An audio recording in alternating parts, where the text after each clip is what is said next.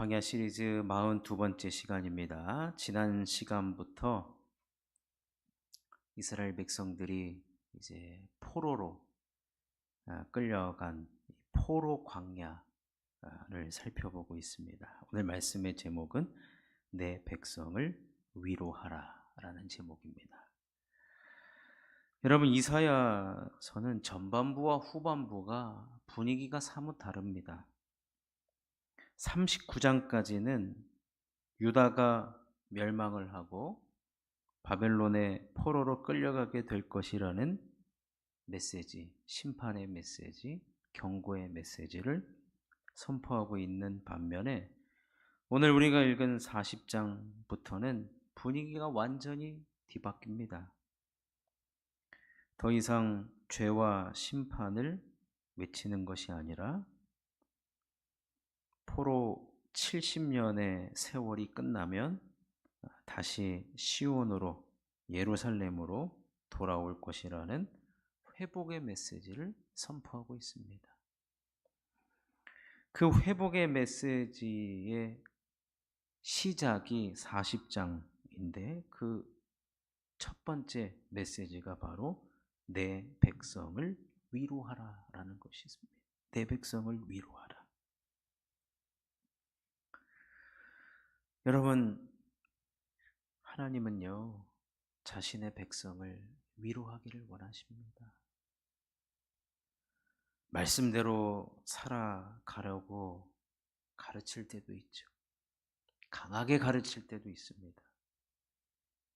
경고하면서 가르칠 때도 있어요. 그런데 오늘 이사야 선지자에게 사실 이 선지자는 위로하는 사람이 아니에요. 가르치는 사람이에요. 혼내서라도 가르치는 사람입니다. 혼내서라도. 그런데 가르쳐야 되는 사람에게 지금 위로하라고 말씀하십니다. 위로의 메시지를 선포하라. 여러분, 세례 요한 아시죠? 세례 요한은 광야에서 외치는 자의 소리였습니다. 그는 사람들에게 아주 독서를 내뱉었어요. 왜냐하면 구원의 시급성 때문에 그래요. 지금 구원받지 않으면 기회가 없습니다. 근데 여러분, 좋은 말로 하겠습니까? 그래서 독서를 날렸어요. 그렇지만 이제 이스라엘 백성들은 지금 망하고 성전이 무너지고 포로로 끌려갑니다. 하나님께서 그런 지금 상처투성이고 또 아파하는 백성에게 왜 그때 내 말 안 들었니? 왜 그때 말씀대로 살지 못했니? 책망하는 것이 아니라 다시 돌아오게 내가 해주겠다. 그것을 약속하마. 라고 하는 위로의 메시지를 하나님께서 선포하라고 하십니다. 여러분, 우리는 다 하나님 주시는 위로가 필요한 사람들입니다. 하나님의 위로를 우리는 언제나 기다리고 있습니다. 근데 우리 하나님은요, 자신의 백성을 어떻게 위로한지 아십니까? 사실 오늘 이 40장부터 66장까지 쭉 내용을 보면 하나님의 위로, 우리 하나님이 위로를 얼마나 잘하시는지 모릅니다. 특별히 우리가 오늘 살펴보지는 않았지만 여러분 성경 한번 찾으십시오. 이사야 40장 11절입니다. 11절 한번 찾으십시오.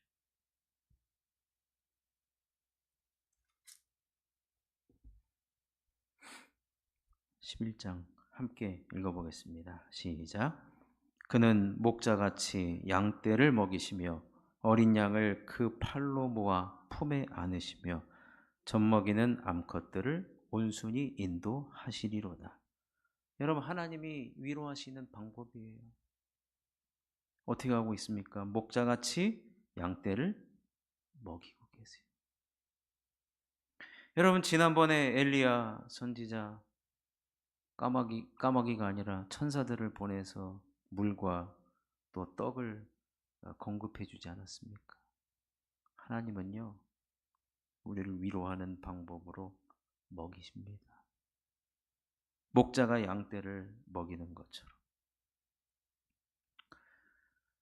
요즘 새벽마다 창세기 말씀 매일 성경 순서대로 진행하다 보니까 야곱이 자신의 아들들에게 양떼를 맡겼는데 그 아들이 헤브론에서 세겜까지 갑니다. 헤브론에서 세겜은 100km 거리예요. 근데 거기서도 이 양떼 먹일 것이 부족하니까 어디로 가냐면 도단으로 갑니다. 도단이라는 뜻이 두 우물이라는 뜻이에요. 물이 풍부하고 먹을 거리가 풍부한 성입니다. 도단까지 가죠. 여러분 목자는요, 양떼가 먹을 것이 있는 곳으로 그냥 이동하는 거예요. 여기 먹을 것이 없다 그러면은 먹을 것을 찾아다니는 겁니다. 먹이는 겁니다. 여러분, 우리 하나님은 우리를 어떻게 위로하기를 원하느냐? 먹이십니다. 특별히 여러분, 육신의 것도 먹이실 뿐만 아니라 영적인 양식을 먹이는 거예요. 옛날에 우리나라 보릿고개 시절 그때 인사가 식사하셨습니까? 그거 아니었습니까? 밥 드셨습니까? 여러분, 우리는 하나님의 이 말씀을 여러분 먹고 지금 배부르십니까? 배부르세요? 배 안 부르면 남으세요. 끝까지 남으세요. 오늘처럼 철야 각오하셔야 됩니다. 여러분, 오늘 하나님께서 여러분들에게 말씀으로 지금 먹여주고 계시는 거예요. 영적으로 배불리셔야 됩니다. 여러분 옛날에 갑자기 거지왕 누구죠? 우리나라의 전쟁 후인가 하여튼 옛날에 TV에서 아주 재밌게 차인표 나오는 누구였죠? 거지? 예? 김춘삼 말고요. 거지 있잖아요. 거지. 예? 왕초는 그냥 김춘삼이라고 하여튼 거지 있잖아요. 배가 고프니까 이 집 가고 저 집 가고 동냥은 하잖아요. 배가 안 차니까.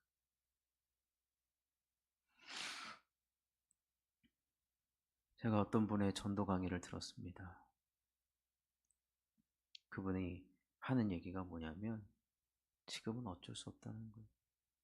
여러분 작년에 우리나라 인구조사에서 기독교라고 대답한 사람이 1000만 명이래요.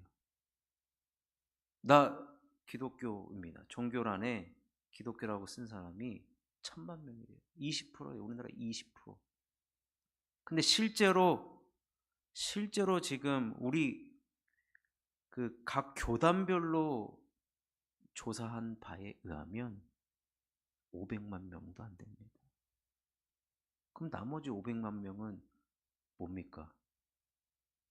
기독교긴 기독교예요. 교회를 안 나가는 기독교인. 그리고 모태신앙. 그리고 아이를 낳고 교회를 안 나가고 있거나 그런 분들. 그리고 모태신앙이어가지고 우리 부모님이 권사님, 장로님인데 교회 상처받고 안 나가는 자녀들, 청년들이죠. 숨어있는 가난한 성도라고 하는데 그러니까 지금 1000만 명이라고 하지만 실제적으로 교회 나오는 숫자는 반밖에 안 된다는 거예요. 근데 나머지 절반은 자신 있게 기독교의 란에 동그라미를 치는 이유가 뭐냐면 어쩌다 한 번은 온라인으로 예배를 드린다. 온라인으로 설교를 듣는다는 거예요. 온라인으로 다른 교회 종교 쇼핑을 하면서 무엇을 얘기할 하냐면요. 여러분, 우리는 영적인 존재이기 때문에요. 말씀이 갈급할 수밖에 없습니다.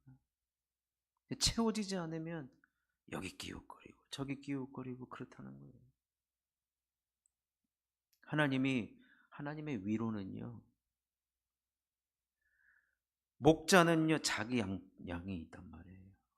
남의 양 신경 안 씁니다. 그리고 그 양은요 내 목자만 바라보고 있으면 목자가 먹여주거든요. 이 관계, 목자와 양의 관계. 여러분, 제 말씀이 부족해도 어떻게든지 여기서 은혜 받으셔야 됩니다.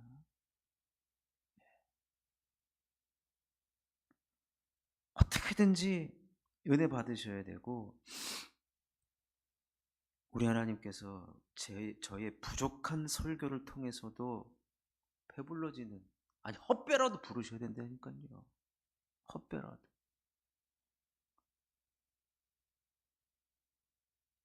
여러분, 그래야 위로가 임하는 겁니다. 다른 교회, 다른 온라인 설교 듣고 여러분 배불러지는지 아십니까? 그럼 헛배도 안 부릅니다.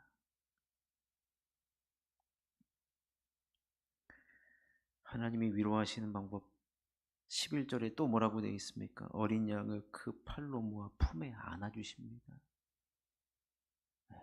보호해 주신다는 것이죠. 그리고 젖먹이는 암컷들을 온순히 인도하시리로다. 제가 이 부분을 읽으면서 젖먹이는 암컷들을 왜 온순히 인도하실까? 여러분, 젖먹이는 암컷들은 생각을 해보십시오. 굉장히 예민해 있는 상태죠. 예민해 있는 상태. 자녀를 키우는 엄마들은 특히 어린 자녀들 본인 그 시간이 없어요. 그러니까 하나님이 그 상황을 다 아시고 온순하게 인도하신다는 거예요. 편안하게 인도해 주신다는 거예요. 자, 우리 하나님이 이렇게 위로하시는데 또 한 군데만 살펴보겠습니다. 40장 29절에서 31절입니다.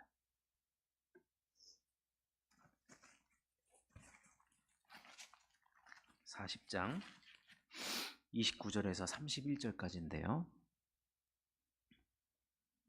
한번 읽어보겠습니다. 시작. 피곤한 자에게는 능력을 주시며 무능한 자에게는 힘을 더하시나니 소년이라도 피곤하며 곤비하며 장정이라도 넘어지며 쓰러지되 오직 여호와를 앙망하는 자는 새 힘을 얻으리니 독수리가 날개치며 올라감 같을 것이요 다른 박질하여도 곤비하지 아니하겠고 걸어가도 피곤하지 아니하리로다. 피곤한 자에게 능력을 주신다는 거예요. 여러분 피곤하시죠? 이 시간 피곤하신 분들 하나님의 위로가 임할 텐데 능력을 주실 줄로 믿습니다. 무능한 자에게는 힘을 더하여 주실 뿐만 아니라 소년이라도 피곤하며 곤비하며 참 우리 피곤한 인생에 우리 하나님이 독수리가 날개치며 올라감 같은 이 생동감을 활력을 주신다는 거예요. 활력을. 언제요? 내 백성에게. 내 백성은 어떤 백성입니까? 하나님의 말씀을 듣는 백성입니다. 그런 자는 다른 박질하여도 곤비하지 아니하겠고 걸어가도 피곤하지 아니하니. 여러분 우리가 다른 박질 또 많이 걸으면 얼마나 피곤합니까? 그런데 하나님께서 능력도 주시고 힘도 주시고 오히려 새 힘을 주신다라고 하는데 얼마나 큰 위로입니까? 여러분 오늘 이 밤에 특별히 우리는 이 말씀을 통해 이 말씀대로 이루어질 줄로 믿고 이러한 위로가 오늘 저와 여러분 가운데 넘쳐날 수 있기를 주의 이름으로 축원합니다.